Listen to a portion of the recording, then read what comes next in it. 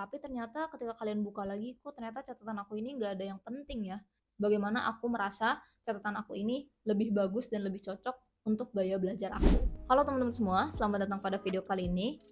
Kalian sebagai seorang mahasiswa itu suka mencatat gak sih di kelas? Dan kalau misalkan kalian lagi nyatet nih di kelas, kalian itu suka kepikiran gak sih sama catatan kalian? Apakah kalian udah nyatetnya udah lengkap atau belum? Apakah catatan yang kalian bikin ini udah efisien atau belum?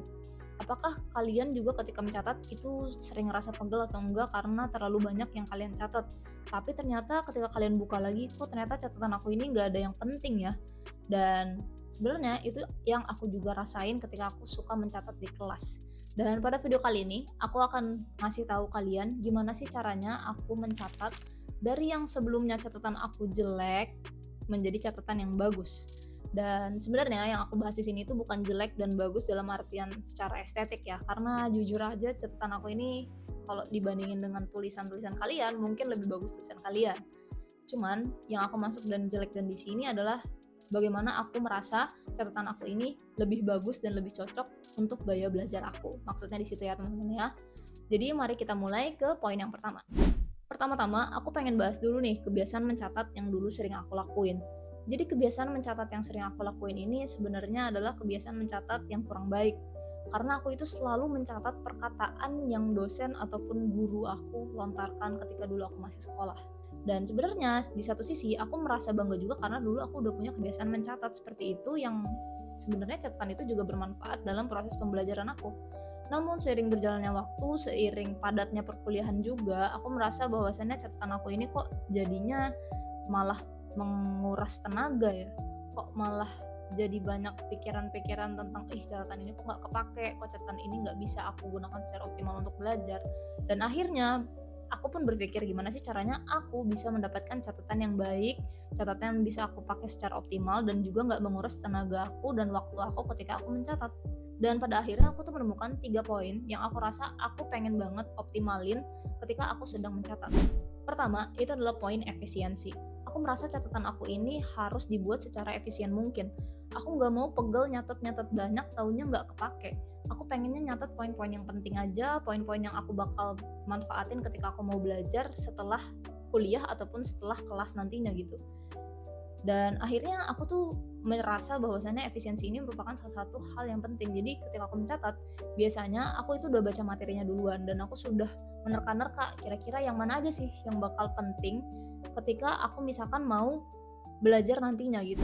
Aku rasa ini juga menjadi salah satu poin penting bahwasannya ketika kita mau catat sesuatu, kita itu harus tahu dulu kira-kira subbab dalam materi ini tuh apa aja. Kira-kira itu kita mau menghafal atau kita mau berhitung. Jadi kita tahu nih, oh kalau mau mencatat untuk berhitung itu kayak gini, kalau mau mencatat untuk menghafal itu kayak gini. Jadi itu merupakan salah satu metode yang harus dipelajari juga tentunya. Kedua, itu adalah kemudahan untuk bisa direvisi ataupun dibaca kembali setelah kelas. Jadi masih terhubung dengan yang tadi, tapi aku tuh pengen si catatan aku ini itu tersusun dengan rapi dan juga diberikan tanda-tanda gitu. Jadi biasanya aku tuh suka meng-highlight apa aja sih yang penting, apa aja sih yang aku kurang paham ketika dosen menjelaskan. Dan aku juga suka banget dengan cara memberikan konteks dalam catatan-catatan aku ketika aku misalkan mendengarkan dosen sedang menjelaskan, aku tuh suka kayak ngasih konteks, oh ini tuh tentang ini loh, dan aku harus baca kembali tentang misalkan materi ini di luar perkuliahan. Dan itu sebenarnya sangat membantu aku ketika aku sedang mau merevisi catatan aku ataupun ketika aku mau belajar kembali di luar kelas. Yang ketiga adalah kelengkapan catatan. Aku merasa kalau misalkan kita lagi nyatet, pastinya kita kan pengen mencatat selengkap-lengkapnya ya.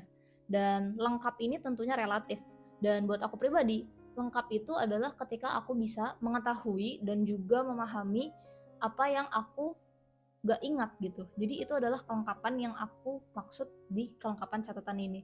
Karena aku adalah tipe orang yang belajar menggunakan audio, jadi aku tuh sebenarnya cukup baik ketika mendengarkan. Dan terkadang misalkan aku itu lupa sama sesuatu hal yang dosen katakan, nah aku tuh pengen catatan aku ini bisa melengkapi apa yang aku lupa itu. Dan makanya ketika aku mencatat, aku tuh suka mencatat yang aku rasa kira-kira aku akan lupa aja gitu. Aku nggak akan catat semuanya. Jadi misalkan kalau misalkan dosen ngejelasin tentang teori-teori apa, aku tuh bakal catat misalkan, oh kayaknya aku bakal lupa deh ini nanti. Jadi aku bakal catat, aku bakal highlight, dan aku bakal taruh itu sebagai sesuatu yang harus aku revisi nantinya aku akan revise lagi ketika di luar kelas. Dan itulah yang aku maksud tentang kelengkapan catatan. Nah, setelah tadi aku udah tahu gimana sih poin-poin yang aku pengen tekanin ketika aku sedang mencatat di kelas. Nah, selanjutnya itu aku mencari metode apa aja yang biasanya orang pakai. Dan salah satu metode yang dulu sempet kayak memikat hati aku itu adalah metode Cornell Method. Dan aku tuh merasa, oh ini tuh metode yang sangat pas buat aku gitu. Cuman setelah aku gunakan, karena aku ini bukan tipe orang yang saklek dan bisa ngikutin sebuah teori secara bagus gitu ya, akhirnya aku juga menjadi fleksibel aja ketika aku mencatat gitu, gak bisa menggunakan Cornell Method ini secara baik dan benar lah istilahnya gitu. Dan selama perjalanan aku mencatat, tapi aku menjadi mengetahui dua tipe gimana sih caranya yang paling utama ketika kita mau mencatat. Yang pertama itu adalah tipe materi hafalan, dan yang kedua adalah tipe materi menggunakan logika ataupun berhitung. Jadi kalau misalkan kita menghafal, itu menurut aku gunakan keywords yang utama. Jadi kamu bisa pilih nih keywordsnya itu mau kayak gimana. Misalkan kalau history, kalian bisa tulis keywordsnya itu dengan tanggal-tanggal atau misalkan peristiwa-peristiwa, dan di bawahnya baru nih kayak penjelasannya. Atau mungkin bisa juga dengan nama-nama tokoh, itu juga bisa. Cuman kalau untuk aku pribadi, biasanya aku tuh secara runtut. Nah, itu adalah yang paling utama. Kalau untuk hafalan, kalau misalkan hafalannya kayak biologi atau misalkan hafalan-hafalan IPA, itu biasanya aku menggunakan gambar. Dan itu menurut aku lebih efektif karena aku bisa lihat secara langsung, secara visualnya itu gimana gitu loh. Cuman kalau misalkan menghitung, itu beda lagi. Kalau menghitung menurut aku yang paling utama itu adalah rumusnya dulu. Rumus dan teori utama. Dan yang paling penting juga adalah contoh soalnya. Karena jujur menurut aku, kalau misalkan kamu udah tahu nih, oh contoh soalnya tuh kayak gini loh, dan ke bawahnya itu kalian tinggal cari tahu aja, oh ternyata rumusnya kalau contoh soalnya ini kayak gini, dan itu bisa kalian taruh di bawahnya juga keterangan-keterangan mengenai rumus-rumusnya. Dan itu ya hal-hal yang aku ketahui aja ya. Kalau misalkan kamu tahu yang lebih, kamu bisa komentar di bawah juga. Selanjutnya, yang seru itu adalah ada dua jenis tipe mencatat juga, yaitu mencatat menggunakan digital dan juga mencatat menggunakan kertas. Selanjutnya, aku akan membahas mengenai hasil yang telah aku dapatkan setelah aku mempertimbangkan beberapa hal.